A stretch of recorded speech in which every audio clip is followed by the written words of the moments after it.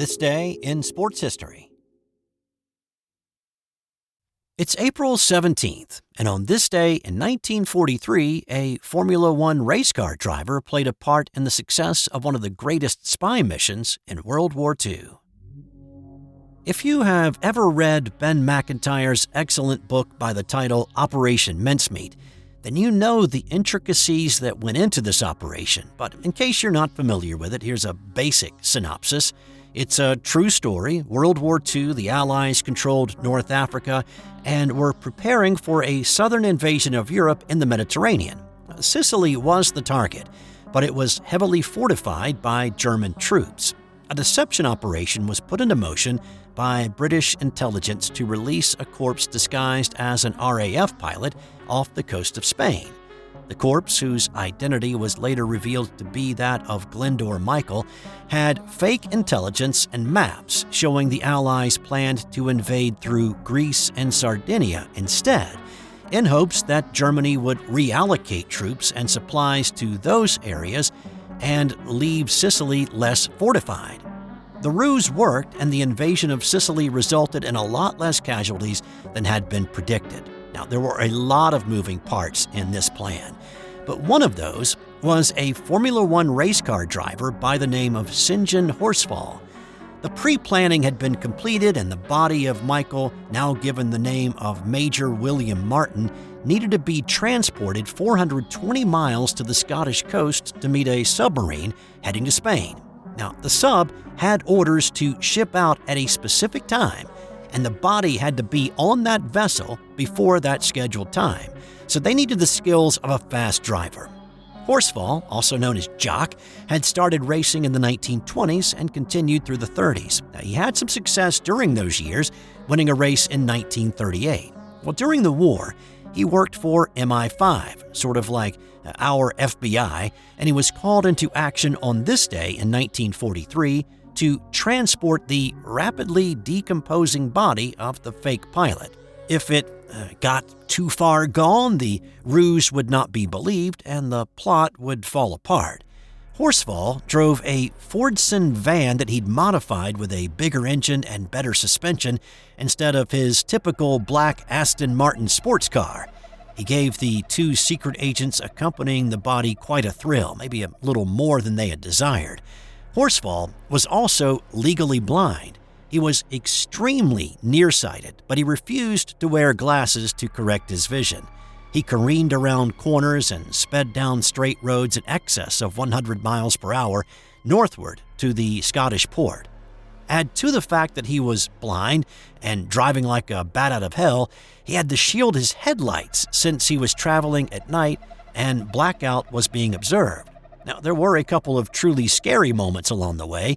He misjudged a corner and crashed into a roundabout at one point, causing the van to launch into the air for a moment and land pretty hard. Later, he nearly crashed into a streetcar station after a fit of laughter caused by passing a movie theater showing a spy movie.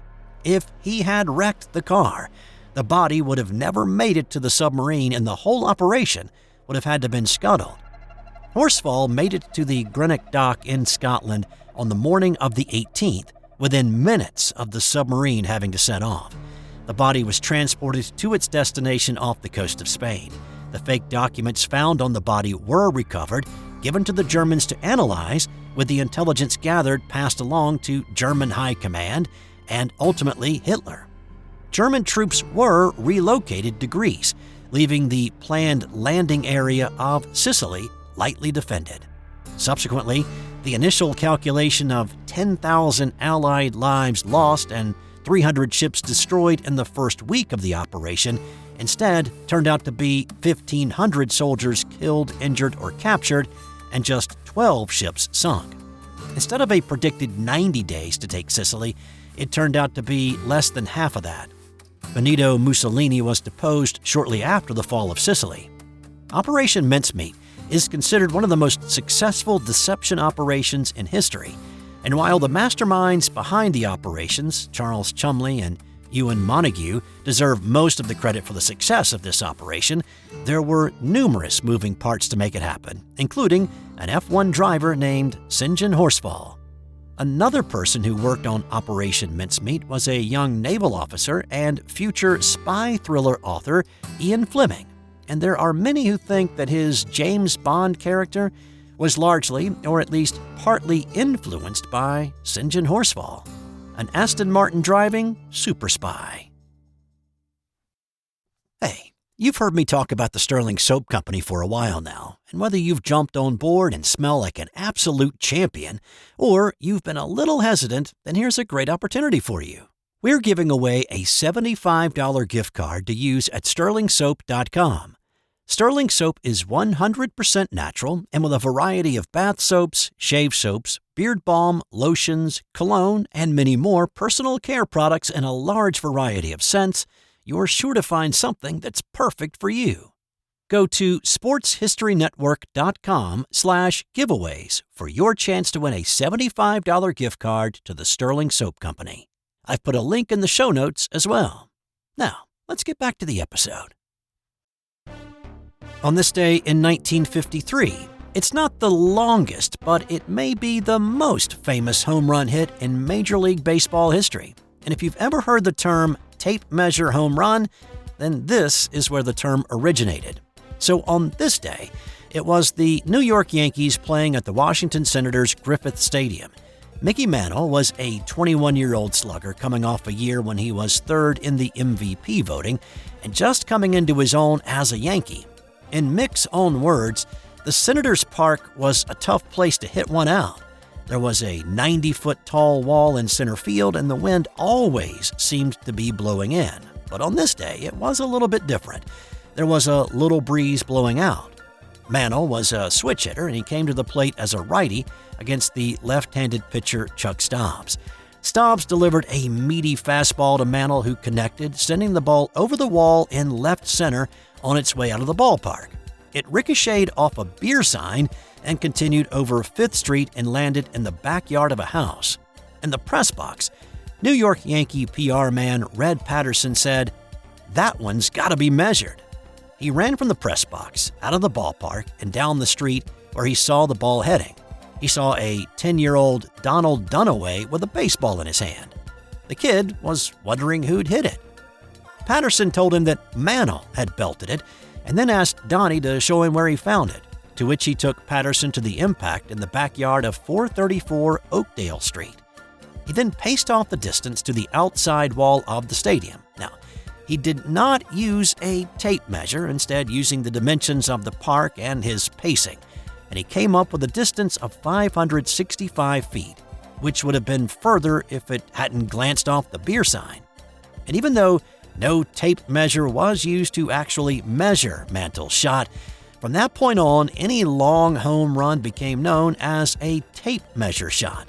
So, the Guinness Book of World Records lists Babe Ruth's 575-foot home run hit July 18, 1921, as the longest home run ever hit, but there are folks who say that Mick's 565-foot shot is only his own 7th longest. At one point, the recognized record was a 634-foot shot that Mantle hit in 1960, but after investigation into reports and calculations, that one was discredited. Since we're talking long balls, let's go back to this date in 1976, when Philadelphia third baseman Mike Schmidt hit 4 consecutive home runs. The Phillies were at Wrigley taking on the Cubs, and Schmidt had himself quite a day at the plate. 1-1 pitch to Schmidt. Swing a long drive. That is going to be well out of here. Towering home run. Here's the 3-1 pitch to him. Swing a line drive deep left field. Summers back. It is gone. A home run. Here's the pitch to Schmidt. Long drive up in the wind in right field. Forget about this one. It's out of here. Here's the pitch to Schmidt. Drilled toward left field. It's in the alley, and it is gone. That's a home run for Schmidt. He has hit 4 straight. He drilled it. It was not his hardest hit of the day, but he's got his 4th consecutive home run. Schmidt's 4 homers helped the Phillies erase a 13-2 deficit and turn it into an 18-16 extra-inning slugfest win over the Cubs. Now, the Cubs built their 11-run lead in the first 4 innings. When Schmidt came to the plate in the 5th, he had a 2-run blast, followed that up with a solo shot in the 7th, hit a 3-run homer in the 8th, and with the game tied at 15 in the 10th, hit another 2-run dinger. Schmidt was the 10th player to hit 4 home runs in a game, but only the 4th to hit them in consecutive plate appearances. The teams combined for 43 hits on the day and a total of 9 home runs. And it should be noted that Schmidt benefited from a pretty stiff 20-mile-per-hour wind blowing out. And since we're talking about Philadelphia, on this day in 1972, it was a promotional flop for the H's. The Phillies liked to start the year off in a daring way. In 1971, a backup catcher for the Phillies caught the ceremonial first pitch thrown from a hovering helicopter. Later in '77, a guy parachuted into Veterans Stadium to deliver the ceremonial first ball. Well, in an effort to one-up the year prior, in 1972, the Phillies arranged for a man deemed Kite Man to slide off a ramp, take flight with the use of a special kite attached to his back, and soar to the mound to deliver the first ball. Now, the guy they hired to do that was an experienced skydiver who jumped off cliffs and soared with the use of this special kite. However, that plan hit a snag. A baseball strike delayed the start of the '72 season, and when opening day for the Phillies finally rolled around, the original Kite Man was no longer available. In a bit of a pinch at that point, the Phillies PR staff hired Richard Johnson, who owned a hardware store by day and on occasion was known to fly a kite in shows. Now, let's just emphasize that he was not taking flight himself at these particular shows. So here we are on opening day with more than 38,000 people watching. Johnson, as Kite Man, stood at the top of the center field seats, and the idea was for Kite Man to hop onto a 140-foot-long ramp, slide down it, and once at the end, take flight, fly gracefully to the pitcher's mound, and throw the ceremonial first pitch to Philly Mayor Frank Rizzo behind home plate. But Johnson, the stand-in Kite Man, started having a lot of doubts about the stunt, the windy conditions around the park, his life choices even, and he froze. The public address announcer repeatedly introduced Kite Man, but Johnson was terrified. Soon, and this should come as no surprise, Phillies fans started to boo the guy. And realizing he didn't really have much of a choice in the matter, Johnson began his slide. Slowly, very, very slowly. I picture it sort of like the agony of defeat guy, but about halfway down the slide, a gust of wind blew through it and it knocked him off the ramp, and he went crashing and tumbling into the seats for several rows and into the upper deck railing. He wasn't injured too badly, and this also should come as no surprise, Phillies fans booed him even louder. Johnson managed to disentangle himself, and now out of options and a long way from home plate, he decided to throw the ball 450 feet to home plate. Well, it went about 30 instead, into the Phillies bullpen. At that point, and this really should come as no surprise, the Phillies booed him even louder. While there was obvious relief from the Philadelphia PR and front office staff that Kite Man had not plummeted to his death, Chairman Bill Giles made sure to note to the inquiring media folks that Johnson never practiced the stunt, even though he was given the opportunity for a test run with no booing fans present. Johnson apparently replied that if he was going to kill himself in the stunt, he wanted more people to witness it. On this day in 1860, it was the first recognized World Championship boxing match between 6'2", 195-pound American John Heenan against the English champion and diminutive 5'8", 150-pound Tom Sayers. It took place in a Hampshire field southwest of London, and as I've talked about with these long-ago fights, they lasted inexorable amounts of time. This bout started at 7:30 in the morning and went on for 2 hours and 27 minutes, or 42 rounds. Even worse, it ended in a draw, with police stopping the fight. The two men ended up splitting the 400-pound purse. But this fight is one of the most influential.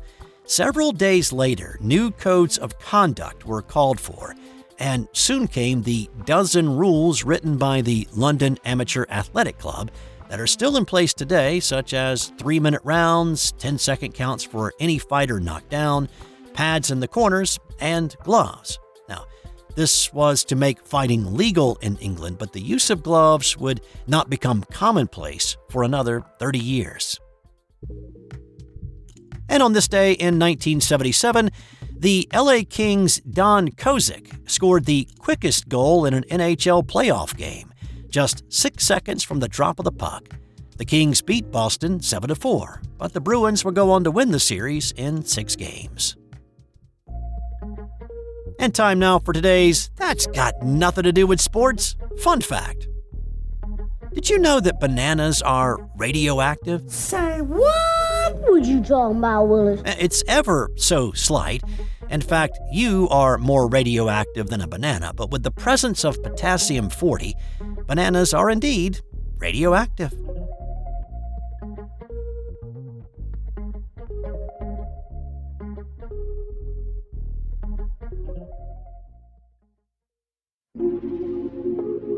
This has been an original Thrive Suite production.